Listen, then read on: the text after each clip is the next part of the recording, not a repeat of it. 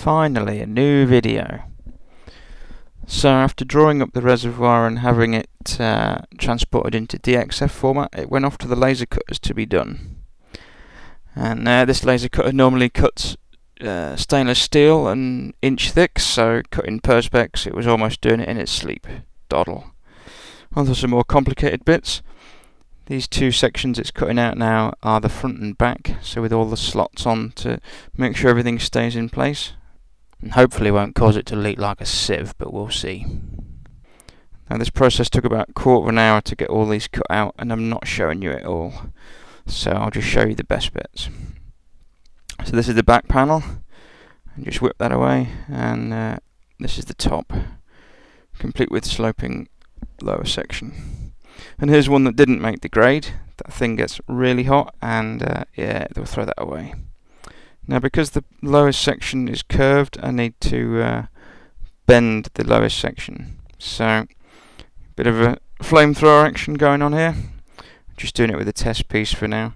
And I've got a piece of 90-degree angle to bend it over and hopefully get it sorted.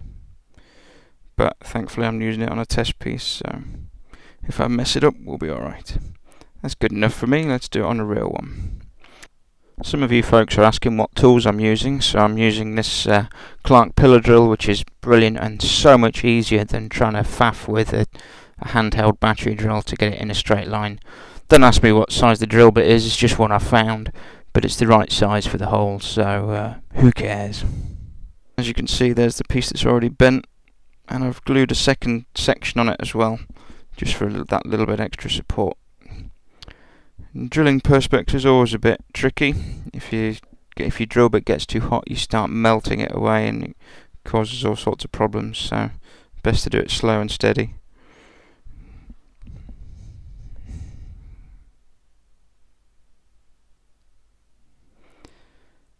And the swarf sticks everywhere and gets all over the drill bit and causes havoc. I'll just chip that away and do the last little bit. Now that the hole's cut, it needs to be tapped with this 1/4 inch BSP thread tap tool, which is pretty good. And for those of you who don't know how to tap, once the hole's done, you get the tap lined up straight and screw it in, and what it does is it cuts its own thread into whatever material it is. And as you can see, little bits of crap building up around the thread, and just run it all the way through. Well, that's what I do anyway. And when you're finished with it, you should have a thread that's perfect.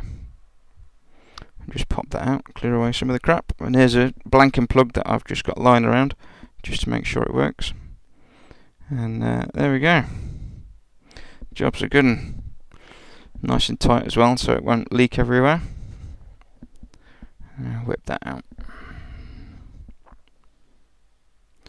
So all my perspex is cut now, and it's ready to be glued. I've cleaned off all the edges a little bit, get rid of some of the machine marks on them, and it'll be a case of gluing them all up and waiting the 10 years for the stuff to set. And this is what I'm using. It's Tensol 12 made by Bostik. Dangerous stuff, full breathing apparatus required. I look a bit like Gordon Freeman with a huge flaming radioactive suit on. So I've got some of it glued now. I didn't bother showing you the entire gluing process. It's very dull and laborious. And while that's gluing, I've got a few other things to do. I dug round and found my old Lang D4 pump. It's a good pump, but I'm going to be using a D5, which is the next model up, which looks identical. And let's get to modding this pump. So we'll just strip this down and take that front off. A little bit dirty in there because I've been using coloured coolant, and I'm hoping to chop these two barbs off, which are a tight fit, and replace them with something else. So we go into zoom speed and watch me cut these through. And again, these will need tapping as well, and just give a bit of a clean with a file. Sorted. And rip that one off as well. I'm hoping this won't affect the pump at all, but I'll find out when I do some testing on it. So now that that's all cleaned up, I tapped it as well, and now I've put on some of the Bits Power 45-degree rotary fittings, which are the matte black with green washers. Should suit the project down to a T. And they're very shiny and they're very nice, and the best thing is they were sponsored, so they're free. Awesome. Unfortunately, I'm going to be away for a while with work, so this is going to be my last update for a while. But the res is all glued, but it's awaiting leak testing. I'll update you as soon as I can. See you later, guys and gals.